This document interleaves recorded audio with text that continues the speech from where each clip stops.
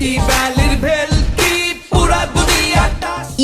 ভেলকি পুরো দুনিয়া টাস্কি, এই স্লোগানের আড়ালেই একসময় হাজারো গ্রাহকের চোখে স্বপ্ন দেখিয়েছিল আলোচিত ই কমার্স প্রতিষ্ঠান ই ভ্যালি।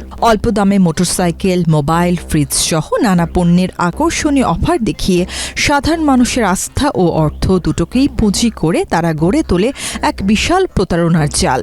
অর্ধেক দামে পণ্য পাওয়ার আশায় বিনিয়োগ করা লাখো গ্রাহকের কষ্টার্জিত টাকা শেষ পর্যন্ত আটকে গেছে অনিশ্চয়তার অন্ধকারে। তেমনই একজন ভুক্তভোগী বেসরকারি চাকরিজীবী সাইফুল ইসলাম। ই ভ্যালির লোভনীয় বিজ্ঞাপন দেখে 2021 সালের 1 মে ই ভ্যালিতে অর্ধেক দামে 3 লাখ টাকা দিয়ে একটি মোটরসাইকেল অর্ডার করেন তিনি।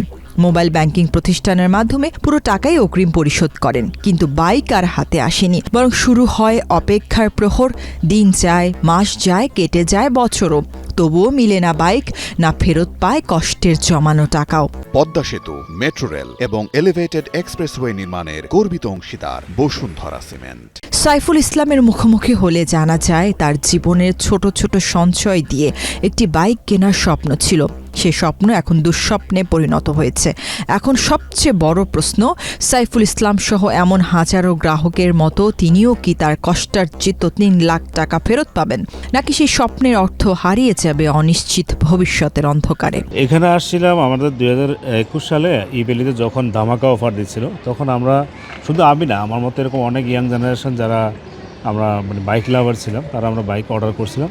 আমারটা দেখেন যে 2021 সালের মে মাসের 1 তারিখে আমি অর্ডার দিচ্ছি। সেখানে আমি টাকা পয়সা সম্পূর্ণ ক্লিয়ার করে দিছি এবং এখানে দেখানো ডিটেলস সব দেওয়া আছে। এখানে দেখেন সামারিতে 3,03,000 টাকা আমি পেইডও করে দিচ্ছি।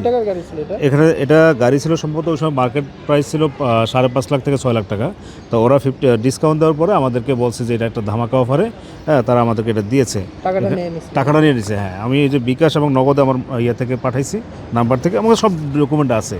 এবং দেখেন 2021 সালের পর থেকে তারা তো আমাদেরকে 6 মাস, 8 মাসে 1 বছর করে ঘুরেছে। তখন তো আমরা একটু সহ্য সীমার মধ্যে ছিল, কিন্তু পরবর্তী সময়ে ওদের যেই ছলচাতুরি এবং বিভিন্ন সময়ে আমাদেরকে যেভাবে ঠকানো হয়েছে এবং আমাদের ফোন ধরতো না, আমরা কারোর সাথে কন্ট্যাক্ট করতে পারতাম না। ওদের অফিসেও আমরা আসছি, কিন্তু অফিসে আসলে কেউ বলো তো, এটা ওদের অফিস ছিল, হ্যাঁ, ওই সময়। এবং এখানে আসার পরও ওরা আমাদের সাথে সদ্ব্যবহার করে নাই কখনো। বারবার বলতো যে একটু সময় নেন, আমাদের সময় লাগতেছে, ওয়্যার হাউসে এই সমস্যা হচ্ছে, এই সময়। শেষ পর্যন্ত গত বছরে 28 জুন ভোক্তা অধিকার সংরক্ষণ অধিদপ্তরে অভিযোগ করেন ভুক্তভোগী সাইফুল ইসলাম। 30 জুন অভিযোগটি গ্রহণ করে নথিভুক্ত করা হয়, কিন্তু অভিযোগের পরও কোনো সমাধান পাননি তিনি। ভোক্তা অধিদপ্তরের পক্ষ থেকে এই অভিযোগটির দায়িত্ব দেওয়া হয় শাহ আলম নামের একজনকে। তাকে দায়িত্ব দেওয়ার পরও 11 মাস পেরিয়ে যায়, তবুও কোনো সমাধান মেলেনি। আমি অভিযোগ করছি 28 তারিখে, জুন মাসের 28 তারিখে, এই যে 28 জুন, দেখেন এই যে 28 জুন 2025 সালে আমি এটা অভিযোগ করছি।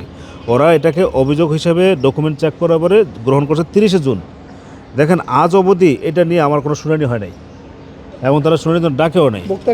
আমি বক্তাকে ফোন দিয়েছি, যে ভদ্রলোকের নাম দিয়েছে শাহ আলম, হ্যাঁ, ওনার মোবাইল নাম্বারও দেওয়া আছে। আমি ওনাকে ফোন দিলে উনি বলে যে ভাই এটা নিয়ে আমি দেখি, আগে চেক করে নেই, আপনার অর্ডার নাম্বার বলেন।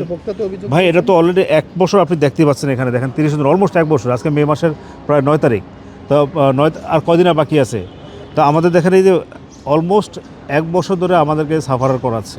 ভাই আমাদের টাকার দরকার, নিজের পরিশ্রমের টাকা দিয়ে একটা বাইক কেনার স্বপ্ন দেখছিলাম, তো সেই স্বপ্নটাকে ওরা এভাবে আমাদেরকে প্রতারণা করে আমাদের টাকা পয়সাগুলি নিয়ে, আপনি দেখেন তখনকার আমলে ডলার রেট ছিল কত, সে অনুযায়ী আমাদের টাকার মান ছিল কত।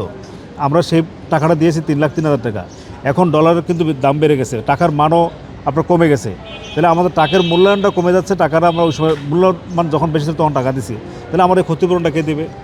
আমার এই যে টাকাটা দেখেন, ভোক্তা অধিকার আমাদের দেশের এগুলোর সমস্যার সমাধান করার, ভোক্তাদের অধিকার সংরক্ষণ করার জন্য আছে, কিন্তু তারা আমাদের এই অভিযোগগুলোকে দিনের পর দিন ঘুরাচ্ছে। ই ভ্যালির খোঁজে প্রতিষ্ঠানটির ধানমন্ডির অফিসে যাই আমরা। সেখানে গিয়ে দেখা যায় ভিন্ন চিত্র। অফিস কার্যত ফাঁকা। সেখান থেকে আরও বছর কয়েক আগে অফিস ছেড়ে পালিয়ে গেছেন ই ভ্যালি। নিরাপত্তা কর্মীরা ক্যামেরার সামনে কথা বলতে রাজি না হলেও আড়ালে জানান প্রতিদিনই অসংখ্য মানুষ পাওনা টাকা চাইতে এসে ভিড় করেন সেখানে। কেউ টাকা পান না, হতাশ হয়ে ফিরে যান। এমনকি অফিস ভাড়া প্রায় 20 লাখ টাকা বাকি রেখে ই ভ্যালি চলে গেছে বলে অভিযোগ তাদের। 1 বছরের মালিকের ভাড়া মেরে দিয়েছে, 1 বছরের ভাড়া। 1 বছরের ভাড়া মনে করেন কিছু হলে 20 লক্ষ টাকা। কোটি জমাতে এখানে প্রায় 3 থেকে 350 লোক আমার মতো লোক যে মানব বন্ধন তৈরি গেছে ওই সময় তো আবহাওয়া আসছিল। ওই যে দেওয়ালে পিলারে পোস্টার মারি গেছিল গাছেলে ধরা দিতে পারলে 50,000 টাকা আপনাদের মধ্যে পাবলিক অনেক আসে জি জি আমরা তো বলি এখন তো নাই এই যে ইদানিং মনে হয় এই একটা মাস বোধহয় এই আছে না আর প্রতিদিন পুলিশ আসতে আছে প্রতিদিন পুলিশ আইছে।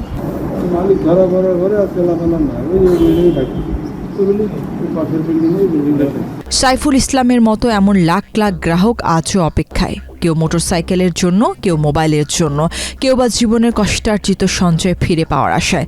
একসময় যে প্রতিষ্ঠান স্বপ্নের শপিংয়ের গল্প শুনিয়েছিল, আজ সেই ইভ্যালির নাম উচ্চারণ হলেই সামনে আসে প্রতারণা, আত্মসাৎ আর অসহায় মানুষের দীর্ঘশ্বাসের গল্প।